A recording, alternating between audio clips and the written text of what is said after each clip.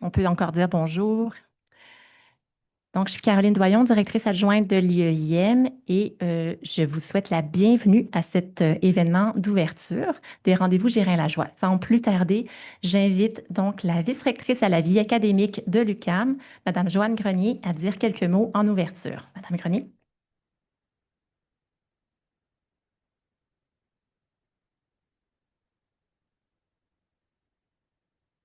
Bonjour, chers collègues, chers partenaires. On va se placer correctement dans les mieux. Chères étudiantes, chers étudiants, distingués invités. Avant d'aller plus loin, j'aimerais saluer la présence du directeur de l'Institut d'études internationales de Montréal, Monsieur François Audet, ainsi que celles et ceux qui sont nombreux des anciens diplomates québécois et canadiens présents dans cette salle.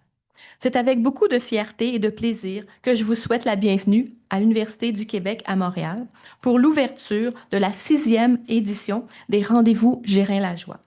Je tiens à vous remercier chaleureusement d'être des nôtres, en salle comme en ligne, pour amorcer ces 3 journées de réflexion et d'échange consacrées aux grands enjeux internationaux de notre époque.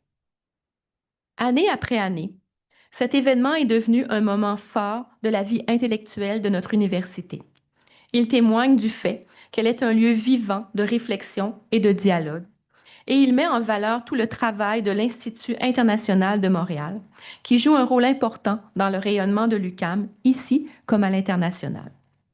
Les rendez-vous Gérin-Lajoie incarnent cette capacité de rassembler et de croiser les expertises qu'a l'IEIM. Il s'impose comme un espace incontournable de dialogue et d'analyse, réunissant le milieu universitaire, les décideurs publics, la société civile ainsi que la communauté étudiante. Le thème de l'édition de cette année, Alliance et résistance dans un monde de reconfiguration, s'inscrit parfaitement dans la réalité internationale que nous vivons, où les tensions géopolitiques s'accentuent et où naissent de nouvelles formes de fragilité, tant au niveau de la sécurité internationale que de l'économie mondiale. La table ronde qui nous réunit aujourd'hui lancera donc cette essentielle réflexion en se penchant sur la sécurité économique du Québec. Dans ce contexte instable, il est essentiel de réfléchir aux leviers dont nous disposons pour diversifier notre économie, la rendre plus résiliente et mieux alignée sur nos atouts. Comment pouvons-nous développer une diplomatie économique plus affinée? Comment pouvons-nous ouvrir de nouveaux débouchés commerciaux pour nos entreprises, notamment dans des secteurs clés comme l'aérospatiale, la défense, les minéraux critiques, l'intelligence artificielle? Alors que nos relations économiques et politiques historiques sont remises en question, alors que l'ordre mondial est bouleversé, ces questions demandent des réponses claires et peut-être même audacieuses.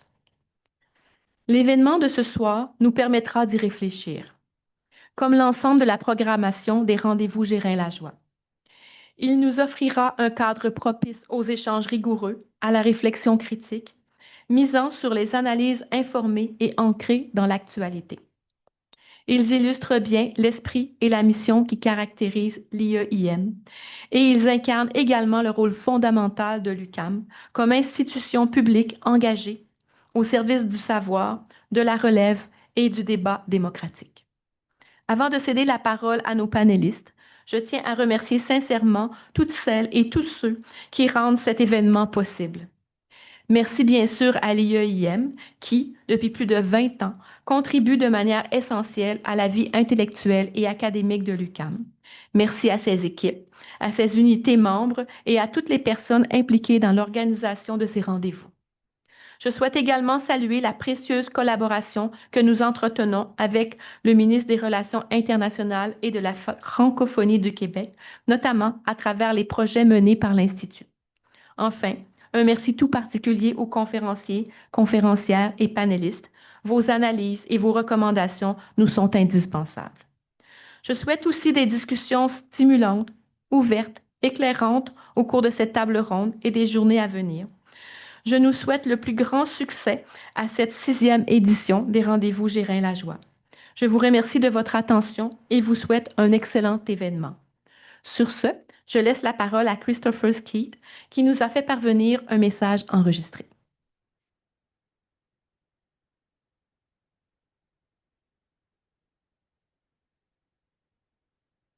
Bonjour.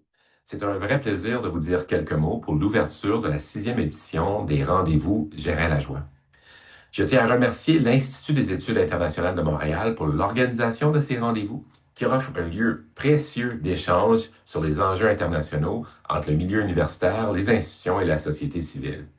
L'Institut est un partenaire important du ministère des Relations internationales et de la francophonie, qui aide à faire mieux comprendre l'action internationale du Québec.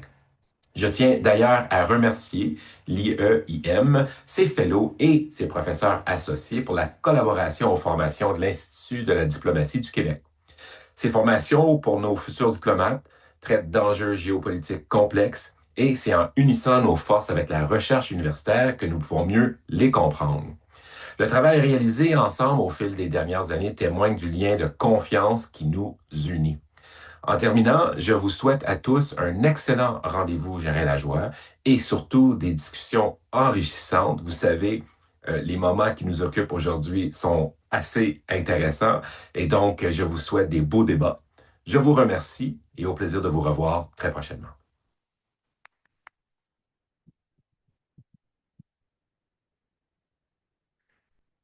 Alors, bon après-midi tout le monde, bonjour tout le monde.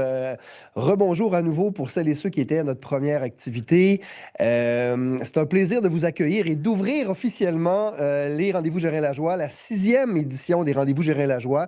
Je réitère mes remerciements chaleureux à Caroline Doyon et à toute l'équipe d'avoir organisé ces Rendez-vous Gérin-Lajoie, qui, comme Madame la vice-rectrice mentionnait, et Monsieur le ministre, que je remercie d'avoir permis ce petit vidéo. Il est à l'assermentation de notre première ministre, comme vous le savez. Je remercie toute l'équipe donc d'avoir organisé cet événement si important à notre agenda. Je me présente, François Audet, je suis professeur en management à l'École de gestion de l'UQAM et directeur de l'Institut d'études internationales de Montréal. Notre 6e édition est particulièrement riche, probablement, sûrement en grande partie motivée et inspirée par tout ce qui se passe un petit peu dans le monde, évidemment. Je tiens d'ailleurs à remercier Charlotte. Bon, ça, je l'ai dit, désolé. Le thème principal de notre. Voyez-vous comment je veux vraiment remercier mon équipe, puis je ne vais pas l'oublier. Le thème principal de notre année a été développé par notre comité scientifique de l'Institut, dont certains membres que je salue dans la salle, donc par les professeurs des unités membres de l'Institut. Ce thème est s'allier, résister dans un monde en reconfiguration. S'allier, résister dans ce monde à reconfiguration. C'est pas anodin, ça reflète une réalité que vous observez, que nous observons tous, qu'un système international est en réelle mutation, qu'on observe quasi quotidiennement des changements dans la géopolitique mondiale, que la diplomatie qu'on croyait connaître à une certaine époque est révolue. Aujourd'hui, ça s'est digitalisé. On passe à des menaces, évidemment, l'utilisation des réseaux sociaux, littéralement, pour négocier sur la place publique des enjeux extrêmement importants pour la vie de millions de personnes. Alors voilà pourquoi notre agenda est particulièrement important cette année. Avant d'aller plus loin, je l'ai mentionné un petit peu, mais je veux quand même souligner, évidemment, un moment important de la vie politique du Québec. Je tiens à féliciter Mme Christine Fréchette pour sa nomination à titre de première ministre du Québec. Seulement la deuxième femme à avoir ce poste, cette fonction si importante, évidemment, pour la province. On lui souhaite tout le succès dans ses responsabilités dans un monde particulièrement exigeant, comme le disait M. le ministre. L'IEIM sera, comme toujours, un partenaire engagé pour appuyer la réflexion et l'action internationale du gouvernement du Québec. C'est d'ailleurs dans cet esprit que s'inscrivent les rendez-vous Gérin-Lajoie, qui font partie d'une initiative un peu plus large chez nous. Nous avons un centre de réflexion francophone sur les enjeux internationaux et diplomatiques. C'est à travers ce centre-là, qui est supporté, financé par le ministère des Relations internationales et de la francophonie, que les rendez-vous Gérin-Lajoie sont financés et supportés. Au cœur de notre mission, on l'a vu tout à l'heure avec la première partie, la relève, les étudiants, évidemment. L'UQAM, l'université, existe parce que et pour les étudiants. Alors pour nous, c'est fondamental que nous puissions leur laisser un espace important et une parole aussi importante. Depuis 2 ans maintenant, nous publions des regards de l'IEIM. Et cette année, la deuxième édition, Regards de l'IEIM 2025-2026, un recueil qui rassemble 10 textes publiés tout au long de l'année, que vous avez peut-être vus sur nos réseaux, à travers le bulletin notamment, qui ont été publiés et rédigés donc par des étudiants et des étudiantes de cycles supérieurs issus de différents champs disciplinaires de l'UQAM. Je tiens à féliciter et à saluer les contributions de tous les auteurs, évidemment, pour la qualité et la diversité de leurs textes. Rapidement, ils abordent la défense européenne, l'alliance des États au Sahel, en passant par les enjeux de désinformation, évidemment la situation des réfugiés en Ukraine ou encore la situation de crise en Haïti. Ces textes donc illustrent chacun à leur manière la richesse et la pertinence du regard des étudiants et l'importance de leur narratif pour comprendre ce qui se passe dans le monde. À travers ces regards, nous remettons cette année un prix du public. Donc, il y a un lauréat du prix du public qui est décerné à la suite d'un vote populaire en ligne qui a été particulièrement mobilisateur. On a suivi ça sur les réseaux sociaux et donc ça l'a permis de pouvoir identifier le grand gagnant de cette édition 2026. Alors, le gagnant, c'est M. Michael Biloukidi. Donc, Michael est candidat au doctorat en droit. Ses travaux portent notamment sur la responsabilité sociale des entreprises ainsi que sur les enjeux émergents liés à l'utilisation et la régulation de l'intelligence artificielle, un sujet extrêmement important. Michael est également impliqué dans le projet IA générative en droit du département de sciences juridiques. Alors, au nom de l'IEIM, Michael, je t'invite à venir ici.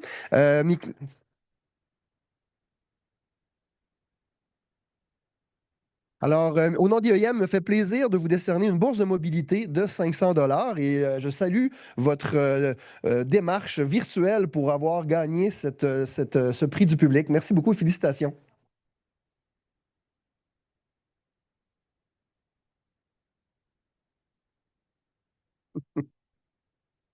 Merci, Michael. Si vous voulez lire les textes de Michael et tous les autres, ils sont en ligne et ils sont à l'intérieur de nos réseaux sociaux. Alors, encore félicitations à Michael et évidemment, on te souhaite un bon parcours pour la fin de ton doctorat.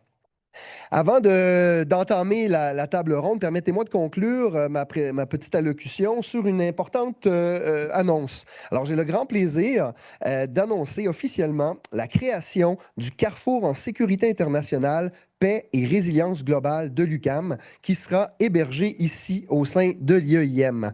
Alors, évidemment, la sécurité, les investissements militaires, c'est à l'ordre du jour, on sait très bien. Je salue évidemment l'événement de la Chambre de commerce de Montréal qui a eu lieu il y a quelques jours, la semaine dernière, là-dessus. Mais pour nous, ce carrefour a pour mission de rappeler que le virage sécuritaire et que les investissements massifs en matière de défense ne peuvent pas se faire sans une analyse rigoureuse de leurs implications éthiques, politiques, sociales et bien sûr économiques. Alors, nous travaillerons également à renforcer les capacités de prévention des conflits, de médiation et de diplomatie qui demeurent encore notre ADN au Québec et au Canada en matière de valeurs internationales. Alors, le Carrefour va fédérer toutes les expertises de l'UQAM que vous connaissez déjà en matière de sécurité et de défense, de diplomatie, de la négociation en passant évidemment par la géopolitique. Et bien sûr, comme je le mentionnais, économique. Alors, c'est d'ailleurs cette dernière dimension qui est au cœur de notre premier panel d'ouverture des rendez-vous Gérin la joie. Et pour animer ce premier panel, il me fait extrêmement plaisir d'accueillir encore une fois cette année Martine Saint-Victor. Martine, merci beaucoup d'avoir accepté notre invitation de modérer ce premier panel. Martine, que vous connaissez bien, est directrice générale d'Edelman de Montréal et stratège en communication. Martine, on te voit dans plusieurs médias, on te lit régulièrement aussi dans la presse pour avoir une grille d'analyse culturelle sur ce qui se passe notamment aux États-Unis. Tu es également engagé avec la situation en Haïti. On est ensemble sur le conseil d'administration de la Fondation Campé et tu es aussi sur le conseil d'administration, le CI de l'IEIM. Alors, je vais t'inviter à animer, à modérer ce panel, à présenter évidemment nos panélistes. J'invite tout le monde à joindre et je veux aussi saluer l'arrivée de notre président, Bernard de Rome. Merci beaucoup, Bernard, d'être encore présent aujourd'hui. Ça fait plaisir de te voir. Alors, je vous souhaite d'excellents rendez-vous Gérin la joie. Merci beaucoup d'être là en grand nombre et puis bonne discussion. Merci. Alors, tout protocole observé. Bonjour à tous. Je vais prendre quelques mots pour mettre la table. Lors du plus récent Forum économique de Davos, le Premier ministre Carney a cité dans son discours maintenant célèbre le dissident tchèque Václav Havel et son essai intitulé Le pouvoir des sans-pouvoirs, dans lequel il posait une question assez simple. Comment le système communiste a-t-il pu tenir? C'était en 1978. 20 ans plus tard, devant le Parlement à Ottawa, le président Havel a prononcé un discours aux élus. À l'époque, l'agence de presse canadienne avait décrit le discours comme ayant été émouvant devant une salle comble qui l'interrompait fréquemment par des applaudissements. Il avait partagé une vision idéaliste du monde. Je le cite. L'idole de la souveraineté nationale doit inévitablement disparaître dans un monde qui relie les gens, indépendamment des frontières, grâce à des millions de liens d'intégration allant du commerce, de la finance et de la propriété à l'information, des liens qui transmettent une variété de notions universelles et modèles culturels. Mais avec tristesse aujourd'hui, je me demande si nos notions universelles sont encore les bonnes et surtout sont-elles suffisantes. J'ai vu la défaite de Viktor Orban hier comme un symbole encourageant. J'ai aussi été encouragée lorsque j'ai vu plus de 8 millions de personnes prendre les rues des États-Unis et ailleurs dans le monde lors des manifestations No Kings le mois dernier. Mais est-ce que c'est suffisant? Nos notions universelles incluent-elles encore la justice climatique, par exemple? Incluent-elles encore l'équité? Est-ce que vouloir se défendre d'un grand méchant loup, d'un point de vue d'abord commercial, met-il trop en arrière-plan ces notions universelles qui font de notre province et de notre pays des endroits exemplaires? Lorsqu'il s'est adressé au Congrès américain en 1990, le président Havel avait dit « Nous vivons une époque extraordinaire. Le visage humain du monde change si rapidement qu'aucun des indicateurs politiques habituels ne semble plus adapté. » Je crois que c'est encore vrai aujourd'hui. Alors, comment fait-on pour se préparer au What's Next? Heureusement, nous avons des experts aujourd'hui pour nous éclairer et aussi pour nous tenir la main un peu, en fait, du moins la mienne, et j'ai hâte de les entendre. À tout de suite.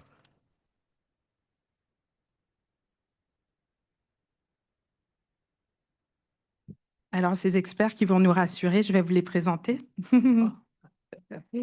Isabelle Dessureau, en juin, vous allez célébrer votre premier anniversaire en tant que présidente et chef de la direction de la Chambre de commerce du Montréal métropolitain. Avant de vous y joindre, vous avez été déléguée du Québec à Atlanta et à Miami et directrice du bureau du Québec à Barcelone. Et aujourd'hui, c'est un peu un retour à la maison pour vous puisque vous détenez, entre autres, un baccalauréat en administration des affaires de l'UQAM. Merci d'être ici. Je crois que ça mérite...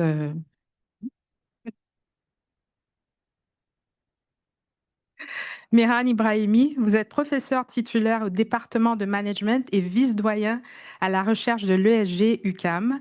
Vous dirigez l'Observatoire international de l'aéronautique et de l'aviation civile et le Living Lab d'innovation aérospatiale. Vous êtes aussi directeur scientifique de l'aéroport métropolitain de Montréal et pour plusieurs d'entre nous, vous êtes une lanterne alors que plusieurs grands médias font appel à vous lorsqu'il y a un breaking news dans l'aviation et qu'en vous écoutant, en vous lisant et en vous regardant, eh bien, on comprend un peu mieux. Merci d'être ici. Stéphane Paquin, vous êtes professeur titulaire en politique publique et en économie politique internationale à l'ENAP. Vous êtes aussi titulaire de la chaire Jarilowski sur la confiance et le leadership politique et vous dirigez en plus le groupe de recherche et d'études internationales sur l'international et le Québec. Vous agissez aussi à titre de directeur scientifique du Centre d'études sur l'intégration et la mondialisation de l'UQAM. Merci Stéphane de votre présence. Destiné Chouali, vous êtes professeur en communication internationale ici à l'UQAM et vous êtes co-titulaire de la chaire de recherche du Québec sur l'intelligence artificielle et le numérique francophone, en plus d'être titulaire de la chaire UNESCO en communication et technologie pour le développement. Plusieurs gouvernements et organisations internationales dans le domaine de la coopération numérique ont compté sur vous, non seulement pour vos conseils, mais aussi pour la réalisation de missions d'études. Merci d'être là, Destinée. Ceci est votre panel, mesdames et messieurs. Merci. Alors, Faisons un premier tour de table. Isabelle, il y a quelques jours à la Chambre de commerce de Montréal, et François y faisait allusion, il y a eu le tout premier forum stratégique sur la défense et la sécurité. Et je vous cite, vous y avez dit, nous sommes au cœur d'un véritable changement de paradigme et qui nous oblige à regarder le monde tel qu'il est. Cette transformation touche aussi nos entreprises dans le Grand Montréal. Près d'une entreprise sur deux a déjà repéré des occasions d'affaires en défense et en sécurité. Alors, parlez-nous, Isabelle, de ce changement de paradigme en matière de défense et de sécurité et surtout, qu'est-ce qu'il veut dire pour Montréal et pour la province? Merci d'abord. J'ai une voix qui porte, alors vous me direz si c'est trop, ça va bien. Ouais. Alors, merci de l'invitation d'abord à toute l'équipe derrière l'événement. Martine, on se retrouve. Changement de paradigme parce que je pense même, écoutez, il y a à peine 18 mois, on n'aurait pas pensé à la Chambre organiser un tel forum sur la défense et la sécurité. Il m'apparaît qu'aujourd'hui, en tout cas dans mon travail, mais j'ai l'impression que nos collègues vont dire la même chose, il n'y a pas une journée sans que je ne parle pas du thème de la défense avec que ce soit un fleuron de Montréal, du Québec ou une PME ou dans le cadre de nos interventions avec des élus, par exemple. Et d'ailleurs, je vous dévoile, oui, tu as levé le voile sur une primeur un peu en termes de statistiques. On a un dernier coup de sonde qu'on vient de faire auprès de la communauté des affaires qui nous sert à la préparation de notre livre blanc en vue des élections provinciales. Et on a testé justement, voir si nos perceptions par rapport à l'appétit lié au secteur de la défense étaient réelles. Eh bien, 72 % de la communauté des affaires de Montréal est derrière les investissements massifs du fédéral dans le secteur de la défense et de la sécurité.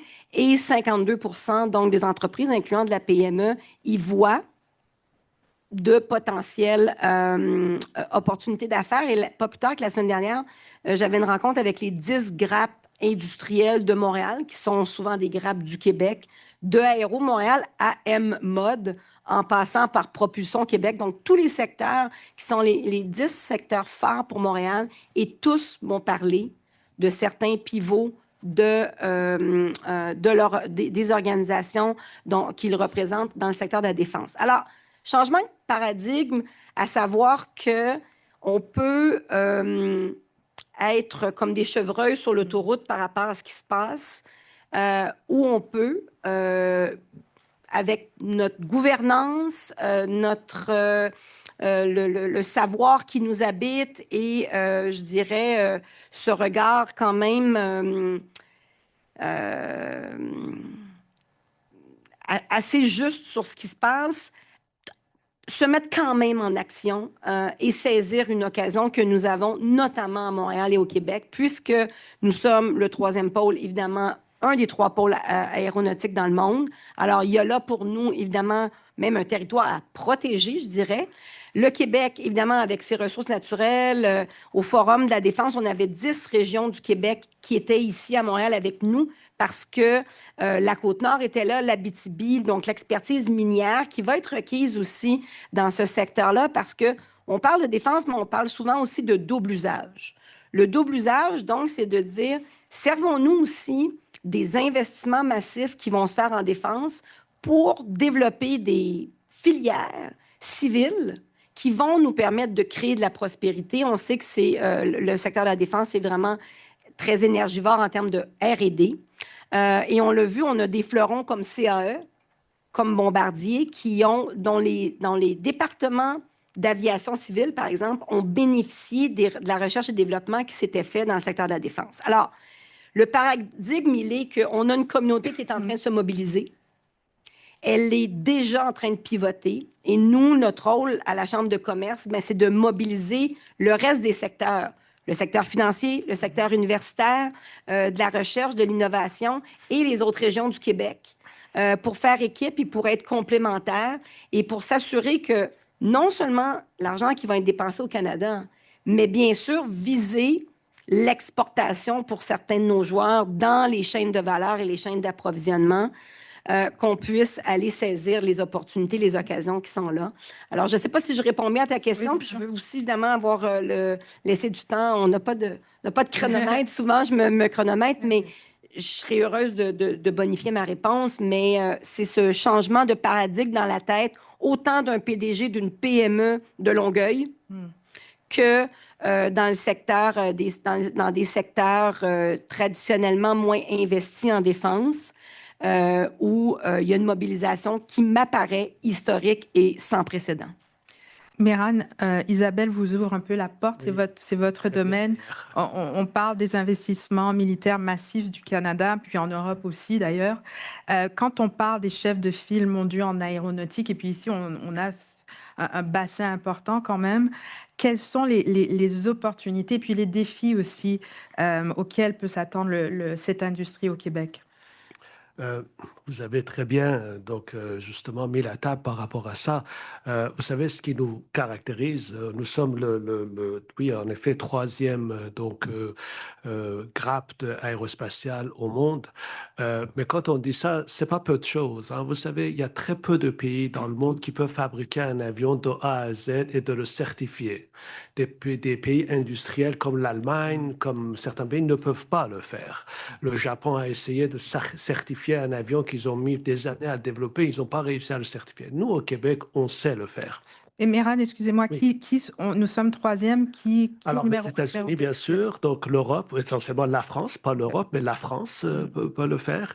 Et puis maintenant, donc il y a d'autres clusters qui arrivent, un peu du chinois, mais eux, ils n'ont pas l'expertise nécessairement pour la certification d'avions, tout ça. Ce qui nous caractérise, nous, et c'est vraiment une exception québécoise, et ça, il faut en être très, très fier, c'est que dans les autres pays, si on prend le cas d'Airbus, si on prend le cas de Boeing, ils ont des sommes colossales qui sont versées dans le secteur de la défense. Il y a des technologies développées dans la défense qui vont aller vers le civil. Nous n'avons pas ça. Donc, quand, par exemple, un bombardier développe un C-Series qui est devenu A220 ou un Global 7500 ou 8000, il faut savoir que c'est avec les fonds propres de la compagnie ou l'aide très maigre de l'État par rapport à ça. Nous sommes parmi les pays qui ont je dirais, cette technologie très profitable. Nous sommes le pays qui dépense le moins pour supporter ce secteur-là. Alors, ça, c'est problématique. C'est problématique. Alors, quand on entend qu'enfin, il y a une ouverture de la défense, bien sûr, on est ravis, on est content. Mais il faut savoir que quand on dit de supporter donc le secteur aérospatial, ce n'est pas un don de charité qu'on fait à ce secteur-là. Il faut savoir que notre première source de revenus industriels au Canada, c'est l'aéronautique, l'aérospatiale. Notre première source d'exportation en termes d'importation de devises, c'est l'aérospatiale. Et il se trouve que presque les trois quarts de ce secteur-là se trouve sur le territoire du Québec. On dit très souvent que le seul unique endroit au monde où on peut fabriquer tous les composants d'un avion d'A à Z, c'est à Montréal. Alors, vous savez, donc, on part de quelque chose de très important. Le problème, alors parlons de défis, nous n'avons pas eu jusque-là donc on n'a pas eu, donc, si vous voulez, le secteur de défense qui venait supporter le secteur civil. Mais le problème est un peu plus grave que ça, si je peux me le permettre. C'est que nous n'avons pas au Canada la tradition que je pourrais qualifier d'un certain nationalisme industriel. Quand on regarde, on est le troisième au monde. Et quand je dis troisième au monde, à certains égards, j'ai envie de dire en termes de qualité de ce qu'on produit, on est peut-être le meilleur. Nous avons peu de soutien des gouvernements par rapport à ça. Alors, c'est vrai que quand on dit ça, tout le monde dit oui, mais le gouvernement du Québec a donné $1 milliard à Bombardier. Et puis, oui, mais c'est peu de choses. Bombardier a mis $7 milliards sur la table pour développer C-Series. Et quand on est arrivé avec $1 milliard, on est devenu à 50% propriétaire de quelque chose qui valait $7 milliards. C'est un bon investissement, on va dire. Donc, le problème, c'est qu'on n'a pas cet nationalisme industriel, c'est-à-dire qu'on n'a pas de stratégie nationale en aérospatial. C'est quand même étrange. C'est pour ça que il y a à peu près 2 ans, quand on voulait dépenser près de $11 milliards pour acheter des avions de surveillance maritime, donc malgré le fait qu'on avait un avion qui était presque disponible pour assumer ce rôle-là, un avion que les Allemands dans le projet Pegasus, que les Suédois dans le projet de GoldenEye, que les Émirats arabes unis et que les Américains nous ont acheté, mais nos militaires à nous n'ont pas voulu acheter notre propre avion. Alors donc on a donné de gré à gré 11 milliards de dollars à Boeing et on n'a pas acheté ces avions-là. Je me rappelle, j'étais convoqué par des partis politiques fédéraux qui nous avaient invités pour exposer cette question-là aux élus, aux sénateurs et des députés de la Chambre des communes. Et j'ai eu à côté de ça une conversation avec un de nos militaires très haut gradés de l'aviation canadienne. Il me disait, mais monsieur, vous comprenez rien des militaires. C'est vrai, j'assume. Il dit, un avion de Global 6500 de bombardier, c'est tout petit. Ça prend un grand avion pour pouvoir assumer son rôle.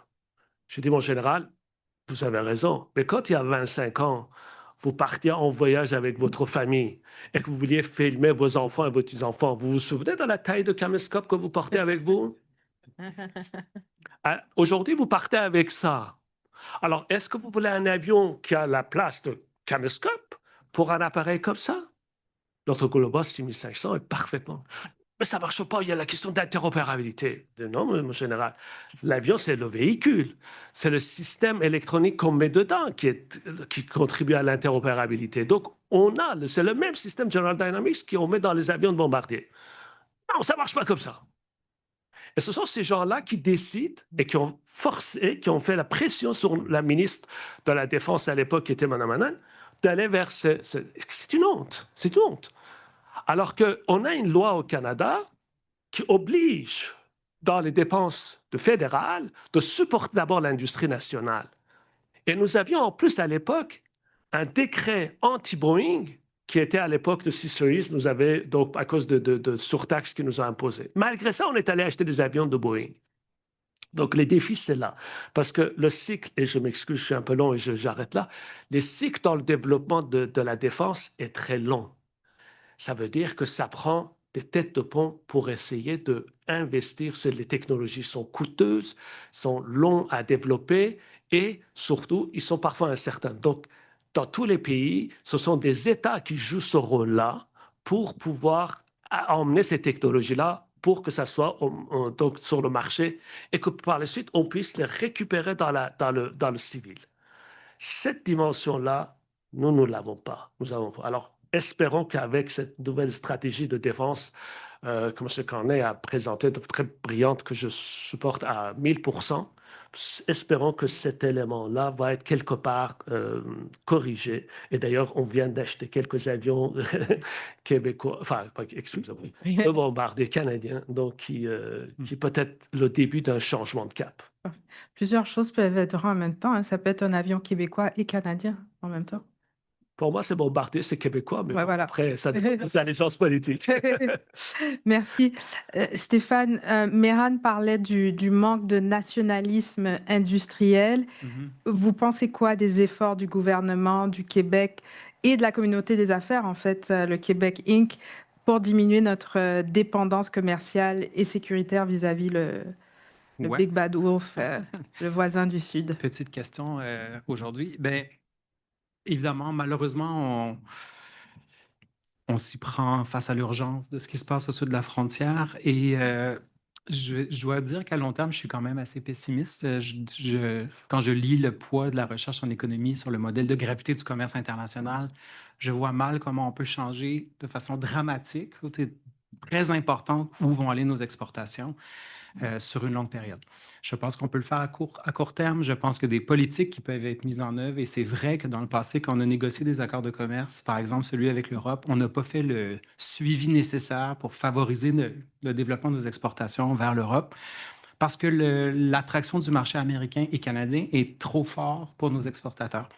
Alors, pour simplifier, pour que tout le monde comprenne où vont les exportations québécoises, il y a 3 règles générales que j'enseigne dans mes cours. La première, c'est on exporte plus dans les pays riches et en santé que pauvres et malades. Autrement dit, on exporte plus au Japon qu'en Haïti, on exporte plus en France qu'en Afrique du Sud. Donc, plus le pays est riche, plus il y a des chances qu'on exporte là. Deuxième règle, la distance. Plus le pays est proche, plus il y a de chances qu'on exporte là. Donc, on exporte plus aux États-Unis que partout ailleurs dans le monde. 74% de nos exportations internationales vont vers les États-Unis. Mais une exportation internationale, ça doit traverser une frontière. Donc, la frontière entre le Canada et les États-Unis. Ce qui fait que quand on parle comme ça, on oublie notre principal marché d'exportation, qui est le Canada. Vous le saviez peut-être, mais le Canada est de loin notre premier marché d'exportation au Québec. Je vais vous donner un exemple. On exporte plus en Ontario qu'en Europe, qu'en Asie, qu'en Amérique latine et qu'en Afrique réunis. On exporte plus en Alberta qu'on exporte en Europe. Et quand vous regardez après, dans l'Amérique du Nord, on exporte en moyenne 12 fois plus au Canada que vers les États-Unis. C'est pour vous donner un peu d'idée. La distance est importante aussi. Donc, on exporte beaucoup plus en Ontario qu'on va exporter en Colombie-Britannique, mais on exporte beaucoup plus en Colombie-Britannique qu'on exporte en Californie, parce que les frontières nationales existent encore.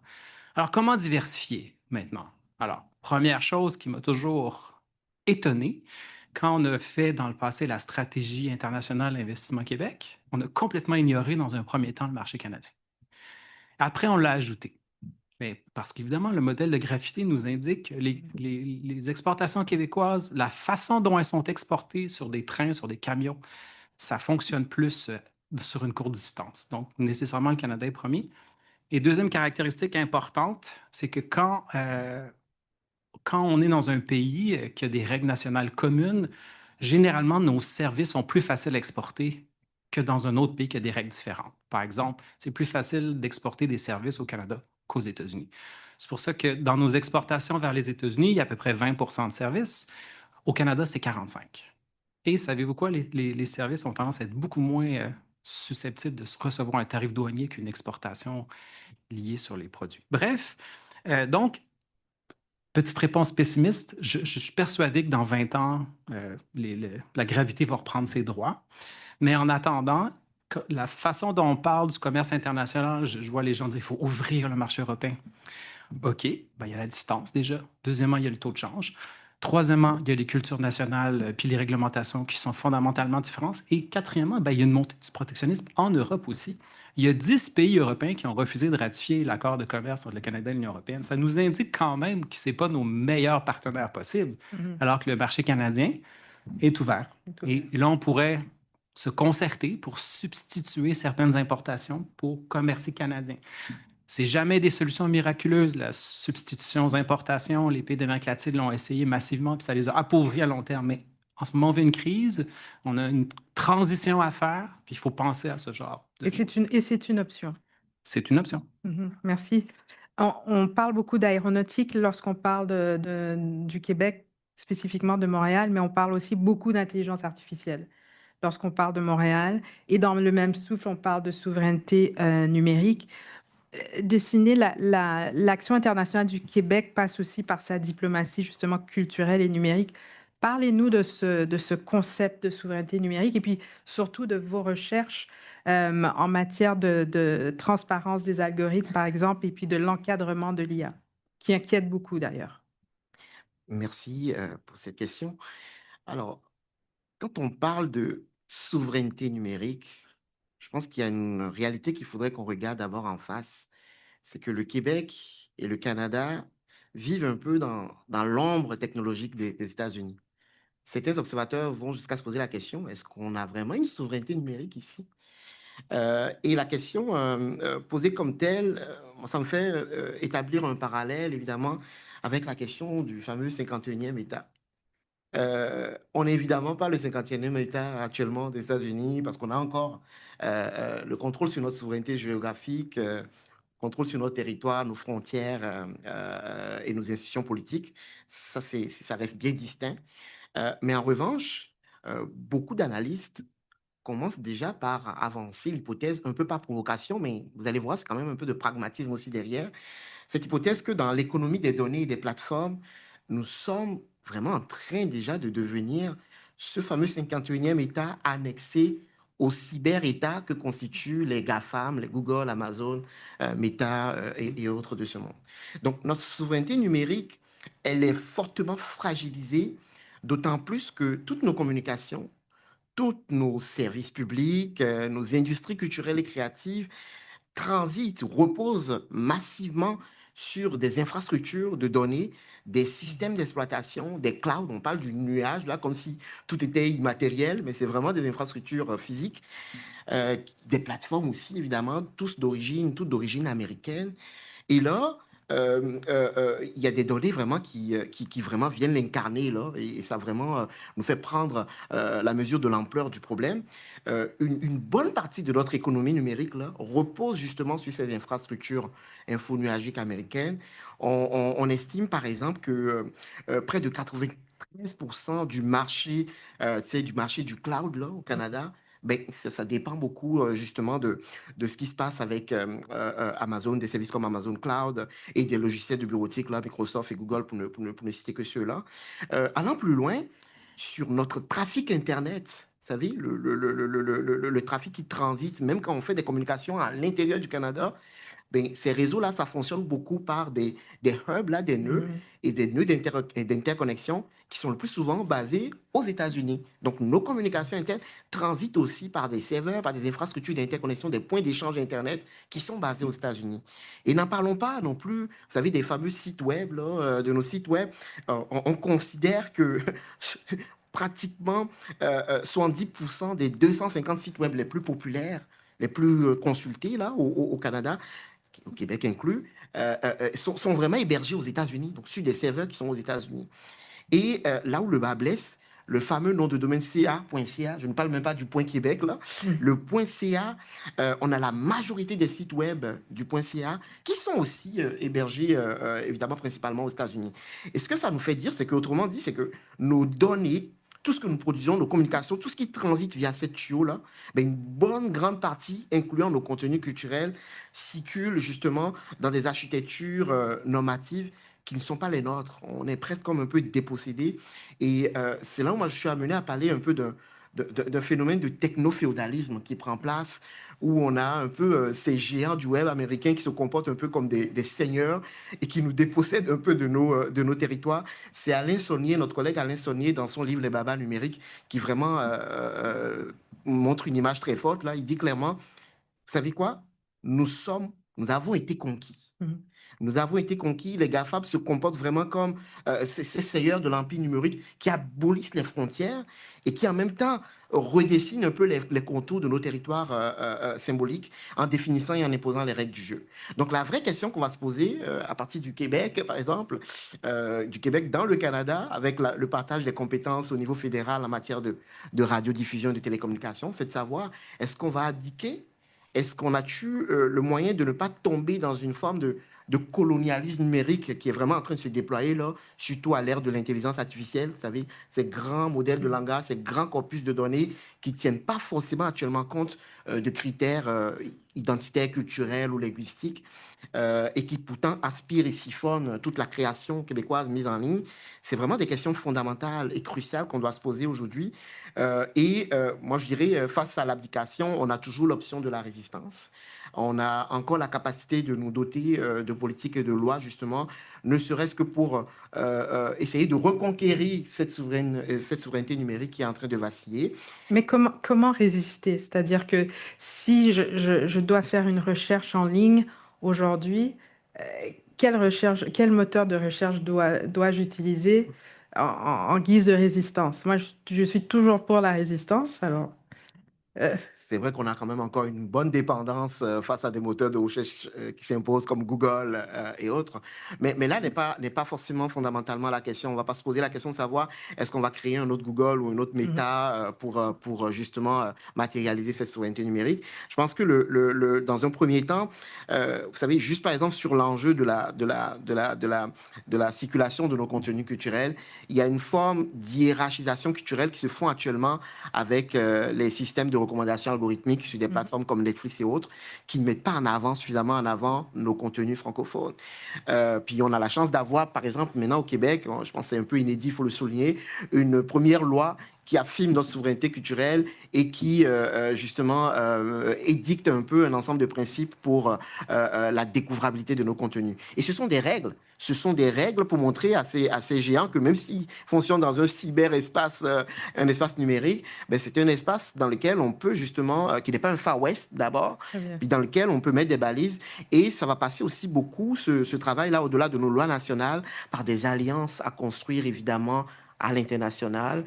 J'ai été témoin d'un processus au cours des 2 dernières années à l'UNESCO, en ayant fait partie d'un groupe d'experts de l'UNESCO sur la diversité des expressions culturelles dans l'environnement numérique.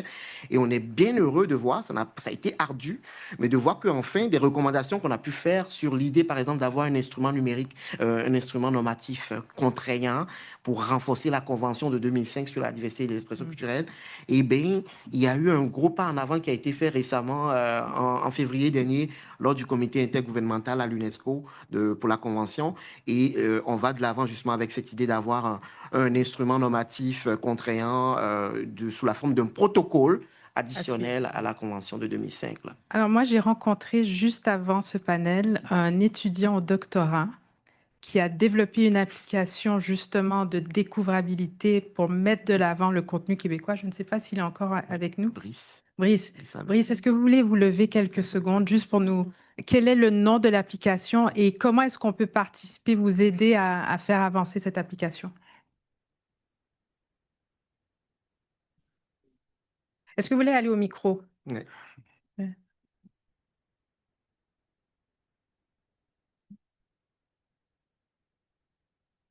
Donc, je disais que c'est une application qui est l'émanation d'un projet de recherche, c'est mon projet de doctorat, et qui est l'émanation des travaux du Lattice avec Destinée et Madame Rioux, puis Monsieur Paquin aussi qui est là, et que nous nous apprêtons à lancer le 20 mai prochain.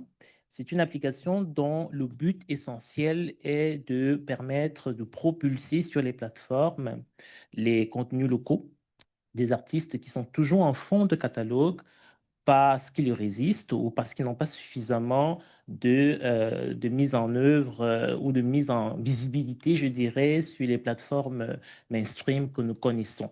Donc, l'application s'appelle We Together et ce sera lancé le 20 mai. Nous travaillons depuis 2 ans sur cette application avec le CEMIA aussi, qui s'intéresse à l'intelligence artificielle responsable. On a précédé, on peut le dire, là, au Lattice, la fonctionnalité robot conversationnel de Spotify. Il se trouve d'ailleurs que celui avec qui on travaillait dessus a été recruté par Spotify, qui a ensuite répercuté cela dans ses fonctionnalités. Donc, c'est pour dire que dans le milieu universitaire, il y a des choses qui se font. Il y a des solutions. Félicitations. Et François Audet, est-ce que ça sera possible de mettre dans la prochaine newsletter tous les détails pour qu'on puisse encourager cette superbe initiative? D'ailleurs, bravo. Il m'a expliqué que c'est 2 ans de travail. Alors, c'est important, il faut l'appuyer. Stéphane, parlons maintenant de l'ACUM qui a été négociée pendant la première administration Trump. Du point de vue du Québec, que doit-on surveiller? Alors, beaucoup de choses. Je remarque que le gouvernement du Québec actuel n'a pas nommé de négociateur en chef, ni fait de demande d'être inclus dans la délégation canadienne, ce qui est pour moi une grosse surprise, parce que c'est une tradition qui avait été initiée par Jean Charest pour la ECG, qui a été reprise après par Philippe Couillard pour la... Et cette fois-ci, j'ai l'impression que le Québec est en train de manquer des opportunités importantes. Alors, en ce moment, on est en train de faire ce qu'on appelle la révision de la CEUM. Donc, vous comprenez l'idée, chaque pays va aller demander à ses parties prenantes s'il y a des enjeux avec la CEUM. On doit décider au 1er juillet si on prolonge de 16 ans, si tout le monde s'entend. Ça peut être facile comme tout va très bien, donc on prolonge. Ça peut être aussi, il y a des petits enjeux, donc on doit s'ajuster. Et bon, évidemment, ça ne me semble pas être très proche de la façon de fonctionner de Trump. Alors moi, je m'attends plus à, c'est le pire accord de tous les temps, nous allons nous retirer et forcer les pays comme le Canada et le Mexique à faire des concessions importantes. Les médias nous disent, surtout au Mexique, que les Américains et les Mexicains sont très près d'une entente. Alors ça, on revient au scénario de 2018 où le Canada est exclu de la négociation pendant 4 mois. Puis les Américains avaient dit à Chrystia Freeland et à Trudeau, vous avez 30 jours pour prendre devenir membre de cette entente, sinon on met un tarif douanier de 35 sur les exportations d'automobiles. Bref, c'est la roue qui tourne. Alors, dans les demandes qui ont été formulées par les Américains, par les USTR, mais aussi par les représentants en commerce des États-Unis, ce qui est le plus haut, qui est le plus préoccupant pour le Québec, même si c'est une compétence essentiellement fédérale, c'est la gestion de l'offre, surtout dans le secteur du lait. Donc, les Américains, il y a 3 États pivots que Trump a gagnés qui sont producteurs de lait. Dans ces 3 États pivots, on est en surplus de production de lait et on cherche des marchés pour les écouler. Ce sont des États qui sont frontaliers au Canada. Donc, le marché naturel, c'est le Canada. Le Canada est dans une position de négociation difficile parce que l'année dernière, le gouvernement fédéral a passé une loi qui interdit des concessions en matière de gestion de l'offre au gouvernement canadien. Donc ça pose un enjeu particulièrement sévère parce que toutes les politiques agricoles du Québec sont structurées autour de ça. La deuxième, là, ça revient à ce dont parlait Destinée tout à l'heure, c'est tout le secteur du numérique, les plateformes américaines, les régulations canadiennes autour des plateformes américaines sont un enjeu important qui a été ciblé par le gouvernement américain, où déjà le gouvernement canadien est revenu sur sa décision d'appliquer une taxation en juin de l'année dernière. Donc, la concession a déjà été faite, mais peut-être les Américains vont exiger encore davantage. Il y a une autre partie des revendications américaines, et ça avait commencé sous Biden, qui sont encore présentes aujourd'hui, c'est l'étiquetage en français pour les produits importés. Donc ça touche la législation 96, donc tout le régime de loi linguistique sur la commercialisation des produits. Les autres grands enjeux qui sont présentés par les Américains touchent d'autres provinces comme l'Alberta ou l'Ontario. Et par ailleurs, face à ça, il y a tous les tarifs douaniers qui ont été appliqués, notamment aluminium, acier, etc., bois d'œuvre. Alors, je trouve que le gouvernement canadien va être dans une situation extrêmement difficile parce qu'à la fin, c'est qui va payer la note? Est-ce que c'est le secteur de l'automobile de l'Ontario, l'aluminium au Québec, l'énergie en Alberta, la loi 96 au Québec, la gestion de l'offre? Bref, c'est extrêmement difficile. Donc, on est clairement devant une situation préoccupante. Si je me permets, il y a quand même un peu de positif qui s'en vient dans tout ça. C'est que j'ai l'impression que Trump a commencé à décliner politiquement aux États-Unis, que les décisions des tribunaux commencent déjà à l'affaiblir, que sa stupide guerre en Iran rend sa probabilité de gain au midterms presque nulle. Et si les démocrates reprennent le contrôle d'une des 2 chambres, ça va forcément affaiblir la capacité de Trump d'imposer au Canada un accord qui serait extrêmement difficile.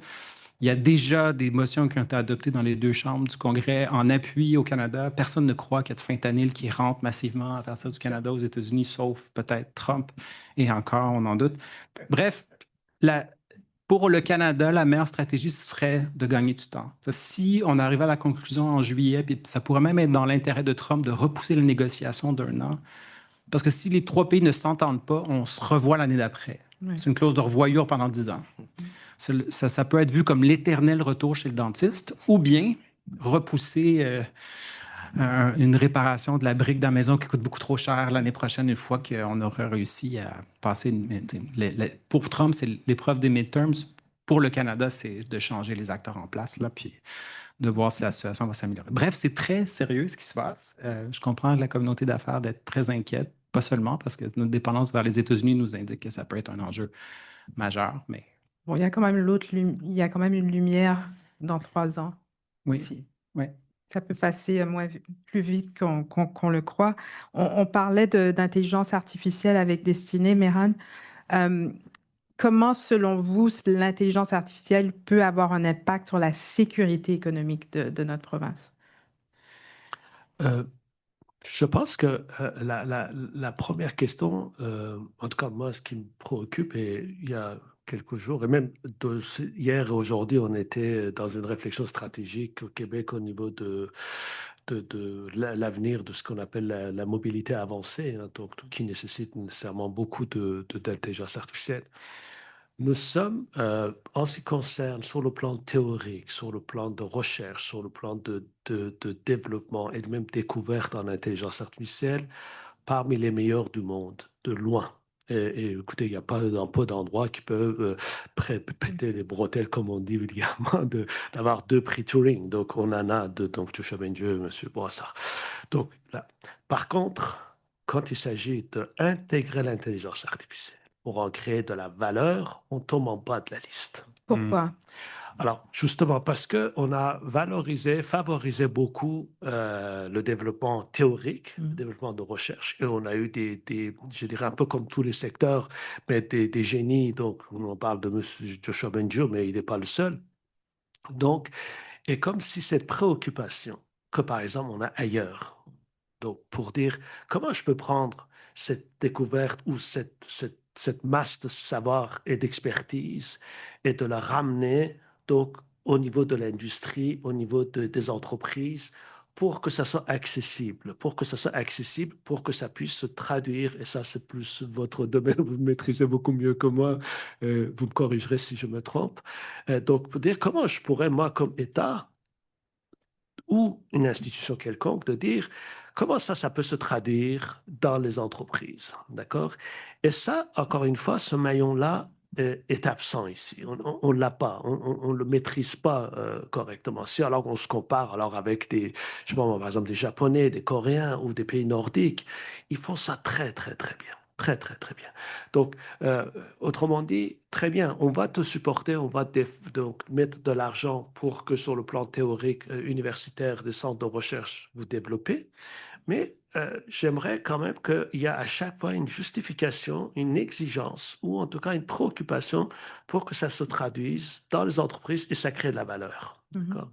Et ça, il faut qu'on fasse ça. Le fait qu'on a 2 prix Turing, c'est très bien. Mais le PME en aérospatial, par exemple, qui a besoin aujourd'hui de se développer en recherche et développement pour améliorer d'une certaine manière ou fiabilité ou la qualité ou réduire ses coûts grâce à l'intelligence artificielle, qu'est-ce que je fais? Et là, je tombe encore une fois sur le marketing extraordinairement efficace des vendeurs de l'IA qu'on connaît sur le plan. Donc, c'est toujours un peu comme Destino disait si bien. Donc, et là, on tombe et on achète. Aujourd'hui, regardez bien, 80%, 83% des projets d'intégration de l'intelligence artificielle dans les entreprises, notamment dans les PME, échouent. C'est-à-dire des gens qui considèrent que l'intelligence artificielle, c'est indispensable, ils m'en font, et après, on s'en va, ils mobilisent l'entreprise, ils vont acheter. Pourquoi? Parce que ils tombent encore une fois sous le charme de discours de ces vendeurs, de dire bah, je vais régler tous ces problèmes. Moi, j'ai eu un gestionnaire dans la région de Sherbrooke qui me disait ah, j'ai des problèmes de roulement de personnel, j'ai l'absentéisme, je ne trouve pas de main-d'œuvre. Et là, donc mes fournisseurs produisent mais je pense que je vais régler tous ces problèmes-là. Je dis, oh, génial, comment? À l'intelligence artificielle, il paraît que j'ai été dans un déjeuner de chambre de commerce et qu'ils m'ont dit l'intelligence artificielle. Je dis, mais ah bon? Vous voyez, il y a cette articulation-là ne se fait pas ou ne se fait pas de la bonne manière pour tout le monde. Et il faut qu'on ait dans nos écoles d'ingénieurs, il faut que dans nos écoles de gestion, arrêter de dévaloriser que notre recherche théorique fondamentale doit rester sacro-saint fondamentale et que si jamais on en parle, comment on peut gagner de l'argent avec, oh là là, on se salit les mains. Et ça, je pense que de dire, il faut descendre ça dans les entreprises.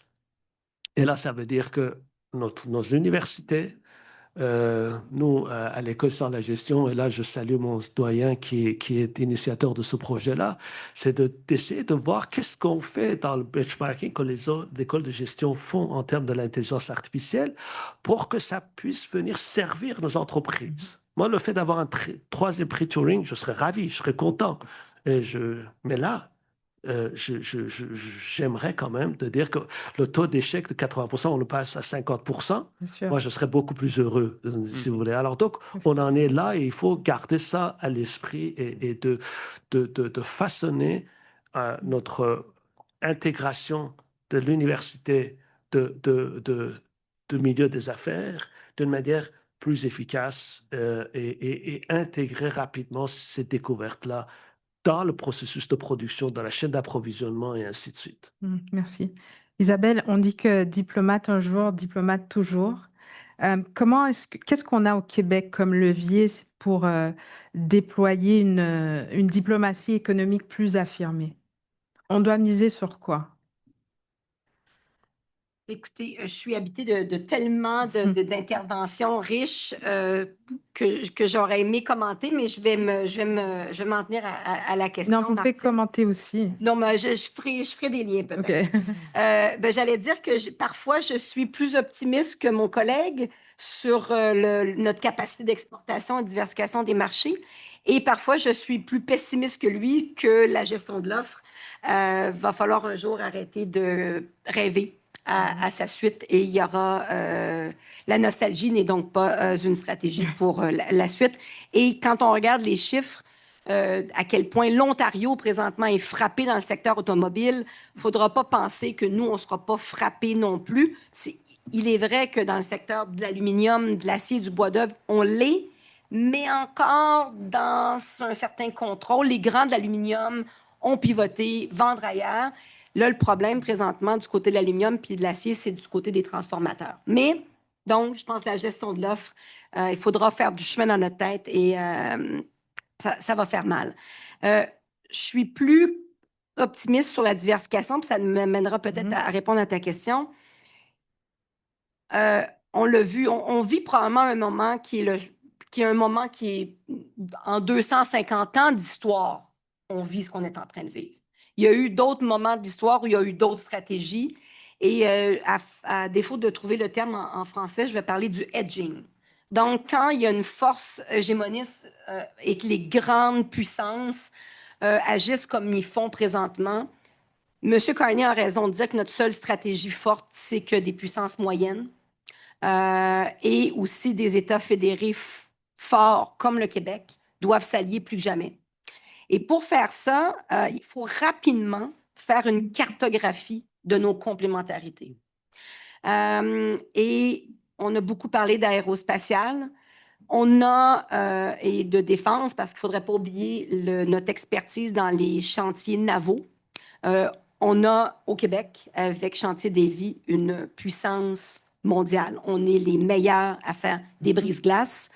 Avec les changements climatiques, la protection de l'Arctique, tout cet écosystème d'expertise, elle va nous servir puisqu'on le sait, on maîtrise même les chantiers navaux en Finlande. J'en reviens donc à la stratégie de la diplomatie du Québec, c'est de tabler sur nos forces. Et donc, on en a parlé cet après-midi de nos forces.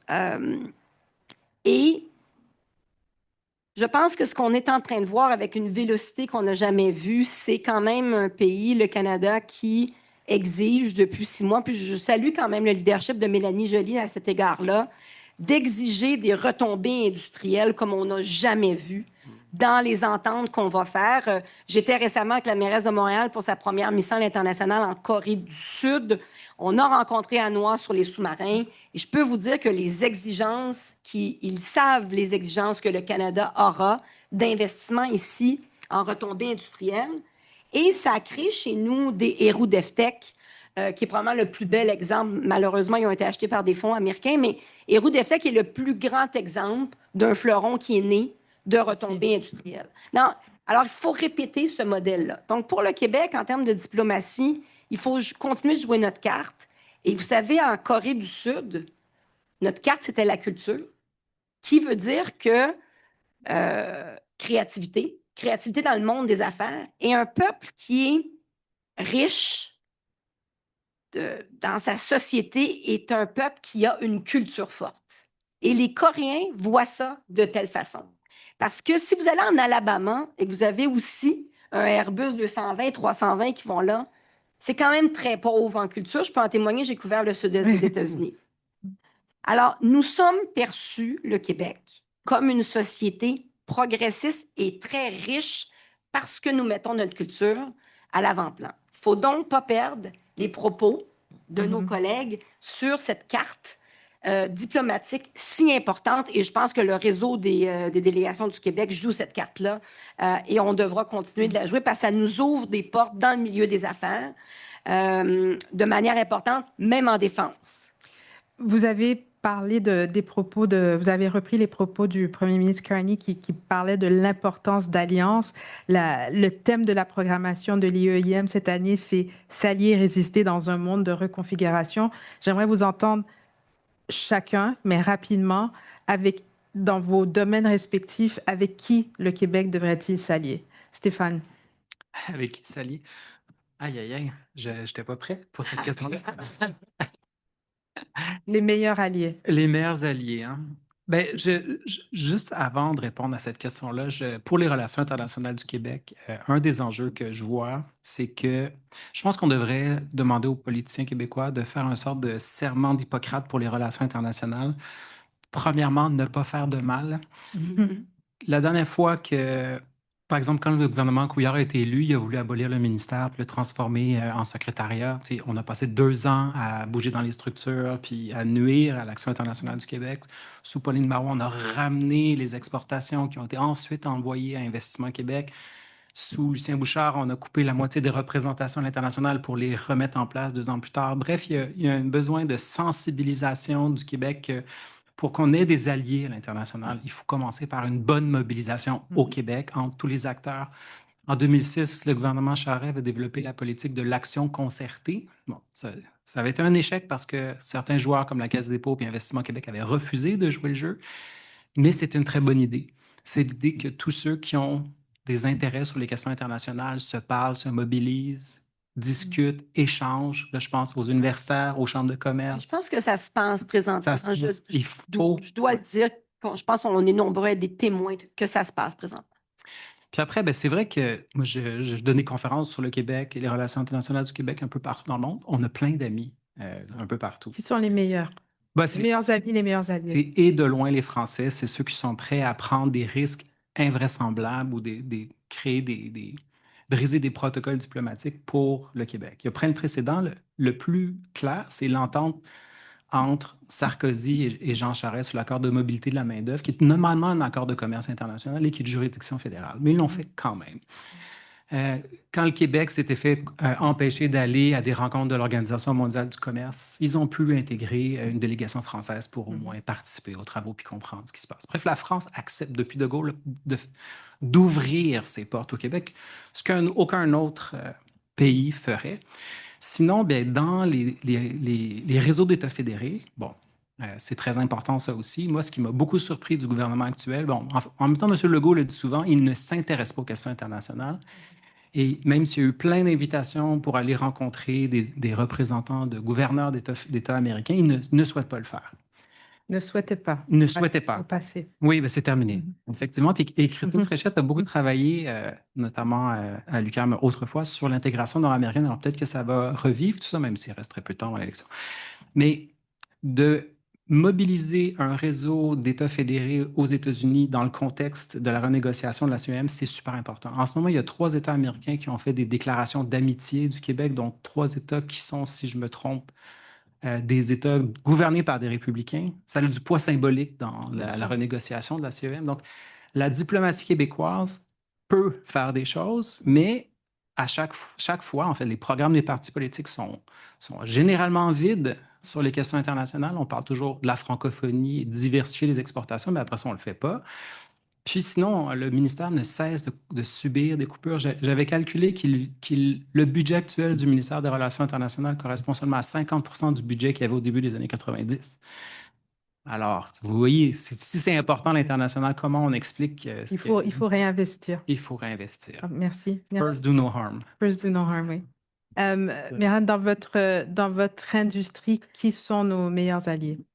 Rapidement. Malheureusement, notre meilleur allié, c'est notre pire allié. Parce qu'on n'a pas le choix. Vous savez, prenons le cas d'un avion Global 8000 de Bombardier, qui est le nec plus ultra de tout ce qu'on peut aujourd'hui imaginer en termes de l'aviation. Il n'y a pas d'avion plus moderne, plus efficace, plus extraordinaire cet avion-là. Je le dis en toute objectivité. Vous l'avez remarqué. Non, mais c'est vrai. Mais pour fabriquer cet avion-là, il y a à peu près, vous savez, dans un avion comme ça, il y a à peu près aux alentours de 300 à 500 000 composantes. Et parmi ces 300 à 500 000 composantes, il y a à peu près aux alentours de 4 000 fournisseurs pour Bombardier. Et 1 800 de ces fournisseurs-là sont américains. Une fois qu'on a fabriqué cet avion-là, le 2/3, même plus de notre marché, c'est aux États-Unis. Donc, ce qui fait que quand on est dans l'aérospatial, même si on a affaire avec quelqu'un qui est très improviseur, je sais pas comment on dit ça.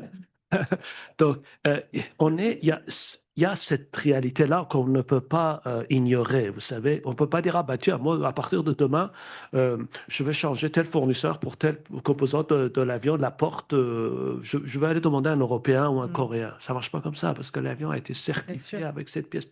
Chaque boulon, chaque élément de l'avion est certifié selon un feuille cahier de charge et ainsi de suite.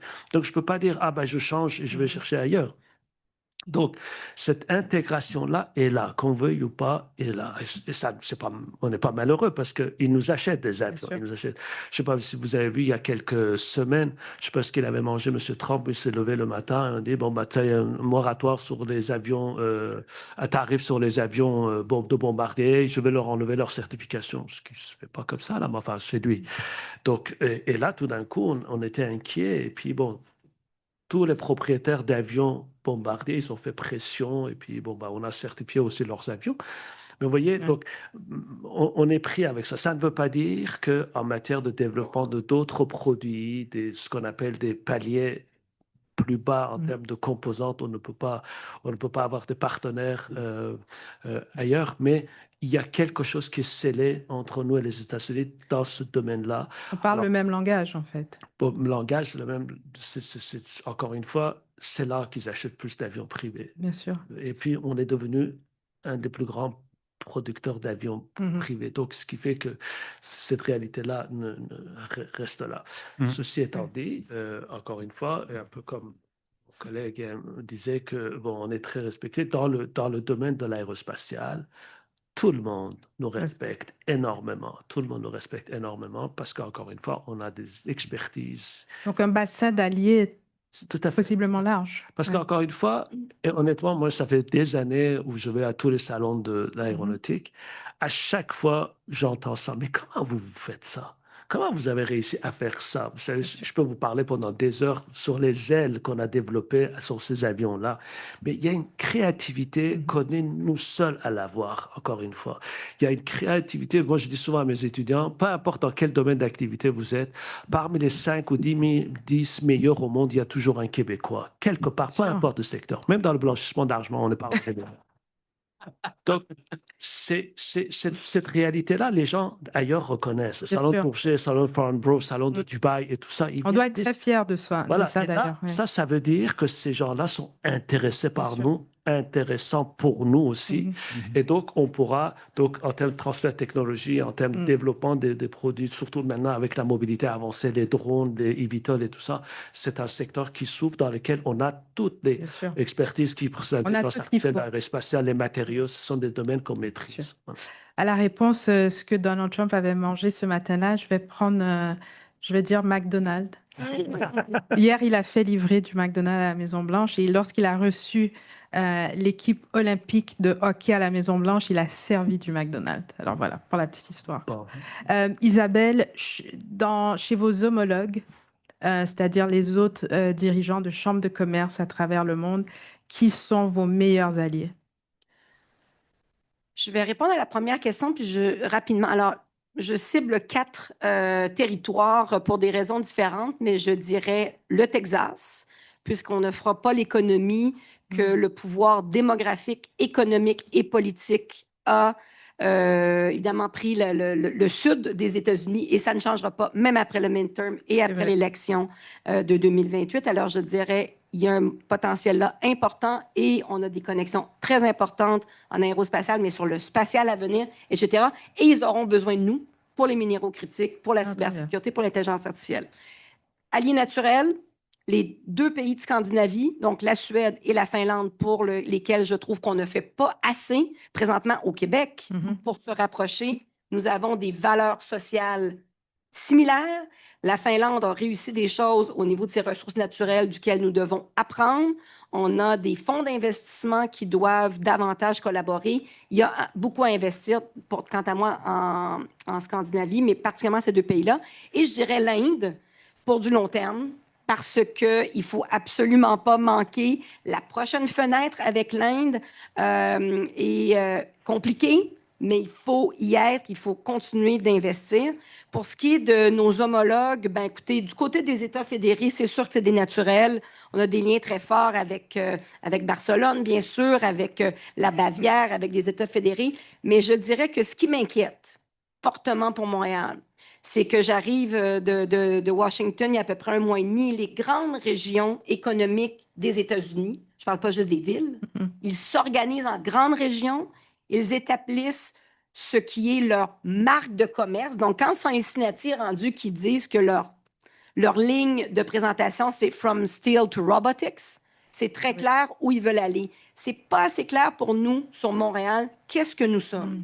On est fort en aéronautique, en créativité. Comment on va trouver ce positionnement? Ça fait un bout de temps là, que Montréal manque d'alignement entre les acteurs de développement économique et le politique. Et on entend jouer un rôle de leadership, bien sûr, mais moi, ça m'inquiète. Il va falloir se mobiliser comme région parce que d'autres le font avec une vélocité beaucoup plus grande que nous. Ils le font bien et de manière efficace, oui, bien sûr. Dessinez dans votre domaine, qui sont nos meilleurs alliés? Alors, je vais commencer peut-être à répondre en disant le Canada en premier, parce qu'on l'a vu dans certains dossiers, comme par exemple à l'UNESCO, au niveau de la diversité des expressions culturelles, en termes de promotion et de protection, on voit que au moment où le Québec y va très fort, d'ailleurs, il faut le saluer sous le leadership de notre ministre Lacombe, qui a fait beaucoup de représentations au cours de la dernière année sur ces questions. Mais au moment où le Québec était très mobilisé, le Canada y allait presque avec le frein à main. Puis des fois, ça peut envoyer un message qu'on n'est pas encore assez unis, assez fort nous-mêmes par rapport à la direction qu'on souhaiterait donner à nos ambitions. Et justement, quand le Québec et le Canada arrivent à se parler véritablement, ça a de l'impact. On arrive à avoir un leadership aussi quand même assez influent dans ces sphères et enceintes multilatérales-là. Ensuite, les alliés classiques traditionnels, je pense que Stéphane le soulignait, la France, sur les dossiers de la découvrabilité, il y a la mission franco-québécoise en matière de découvrabilité, qui a une stratégie conjointe. Il y a nos amis, évidemment, aussi belges. Mais au-delà, il faut voir, peut-être prendre la francophonie dans son ensemble, notamment l'ensemble des pays du sud de la francophonie, donc du continent africain, qui est littéralement reconnu aujourd'hui comme l'avenir un peu où se joue la francophonie de demain. Moi, j'étais vraiment fier de voir ce qui s'est passé l'année dernière, en mai dernier, à Québec, où une fois encore, sous le leadership de Mathieu Lacombe, on a organisé la 5e rencontre des ministres de la culture de la francophonie. Donc, les 90 États gouvernements membres de la francophonie de l'OIF qui étaient rassemblés, dont les ministres de la culture étaient rassemblés là-bas. Puis, il y a une déclaration forte qui est ressortie de là, qui affirmait justement le droit souverain de ces États à prendre des politiques et des mesures pour encadrer un peu les développements technologiques en cours, y compris au niveau de l'IA. Donc, je pense que de voir le Québec comme un petit marché, finalement, pour parler face à ces géants-là, ça prend justement ces alliances à l'échelle de la francophonie internationale. Puis moi, je dirais, au-delà de tout ça, il faudra aussi choisir nos alliés, il faudra vraiment choisir nos amis. On a une tendance côté Canada à regarder beaucoup sur ce qui se passe au niveau donc de nos voisins du Sud, parce qu'on ne veut pas, disons, heurter certaines susceptibilités, fâcher le bonhomme orange, etc. Mais quand on voit un peu justement la résistance, comment elle est organisée un peu en Europe sur ces enjeux-là de régulation des grandes plateformes, etc., l'Europe a beaucoup à nous apprendre et on aurait à gagner en fait à s'inspirer aussi des lois, des réglementations qui mettent en œuvre, par exemple, l'AI Act au niveau européen. Donc, il faut vraiment regarder ce qui se passe là-bas, y compris dans la régulation des médias, tout ça. Puis, je finirai en disant, il y a cette image, excusez-moi, c'est une image un peu crue, mais quand je pensais à la question souveraineté numérique, souveraineté culturelle, même bataille, on a l'impression définitivement que les loups sont un peu entrés dans la bergerie. Mais c'est pas parce qu'ils sont entrés dans la bergerie que les agneaux que nous sommes devront forcément finir au menu là. On peut se défendre. On peut se défendre et je pense que on peut faire appel à des bergers. Moi, je vois vraiment nos décideurs politiques comme des bergers qui peuvent encore ériger des clôtures là, intelligemment, faire des alliances. Puis la masse même du troupeau là, ça peut des fois déstabiliser les loups. Ils ne sont qu'une poignée en fait, ces acteurs là. N'oublions pas. Donc voilà, plus que jamais le temps de s'unir, puis de faire rayonner aussi l'expertise du Québec à l'international en tissant les bonnes alliances pour pouvoir faire face à ces géants-là. À ces loups. Assez lourd. Je vais prendre au moins, j'aimerais prendre au moins une ou deux questions du public. Alors, je vais vous poser une dernière question, mais vous avez vraiment 10 secondes pour répondre. Sinon, je vais dire à François Audet de couper les micros. Donc, 10 secondes. Demain, c'est la sermentation de notre nouvelle première ministre. Si vous aviez un seul conseil à donner à ce nouveau gouvernement dans votre discipline, quel est ce conseil? Stéphane, 10 secondes, sans blague.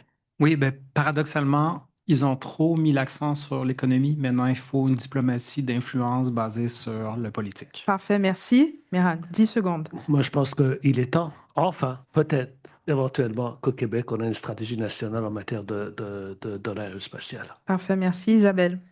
Surtout pas alimenter le clivage métropole-région. Merci. Dessiné. Qu'il garde le ministre Lacombe, qu'elle garde le ministre Lacombe au moins dans son conseil ministériel. Très bon, très bien. Merci, mesdames et messieurs. C'était votre panel. Merci. Et merci à toi, Martine Saint-Victor, pour cette modération de panel. Avec plaisir, merci.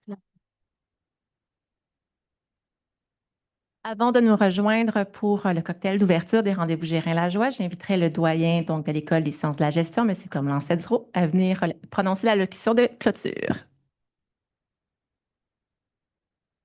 Cher doyen, vous allez m'excuser, mais je dois impérativement quitter cette table. Mais c'est parfait. merci Surtout de- notre fier diplômé.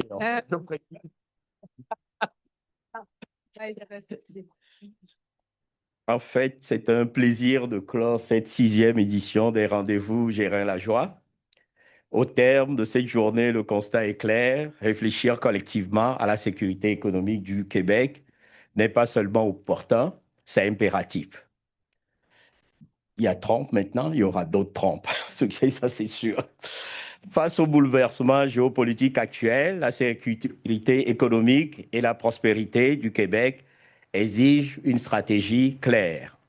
Plus d'innovation, une collaboration accrue, une diversification audacieuse de nos partenariats et alliances et un renforcement de notre résilience. Je tiens à saluer la richesse de ce panel qui font de ces rendez-vous un espace de dialogue essentiel au croisement des mondes académiques, politiques et socio-économiques. Je tiens quand même, comme universitaire, à souligner que Montréal est la première ou la deuxième ville universitaire d'Amérique du Nord. Donc, les talents, on les a. Ben, je nous applaudirai quand même. Je remercie moi aussi tous les panélistes. Tout d'abord, Madame Saint-Victor, pour l'animation chaleureuse de ce panel. En plus, vous avez respecté le temps mieux que Saint-Hubert. C'est parce que j'ai peur de Caroline et de François. Donc. Le professeur Stéphane, salut, pour tes contributions sur le leadership politique et les politiques internationales. Je remercie également Madame Isabelle Dessureau, une fière diplômée de l'École des sciences de la gestion, pour son engagement indéfectible envers notre développement économique. Mes remerciements vont aussi à Monsieur Destiny pour tes contributions en communication technologique et en développement économique. Merci. Et puis, je ne vais pas oublier mon infatigable doyen à la recherche, Méran, dont le leadership assure le rayonnement constant de l'ESGUQAM. Le succès de cet événement repose sur le travail remarquable de l'Institut d'études internationales de Montréal. Véritable pôle d'excellence, l'Institut mobilise les expertises pour éclairer les grands enjeux de notre temps.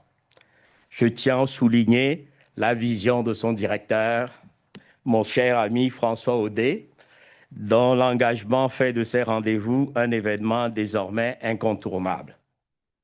Enfin, parce que le cocktail nous attend, rappelons que ces rendez-vous s'inscrivent dans une tradition porteuse, celle de la doctrine Gérin-Lajoie.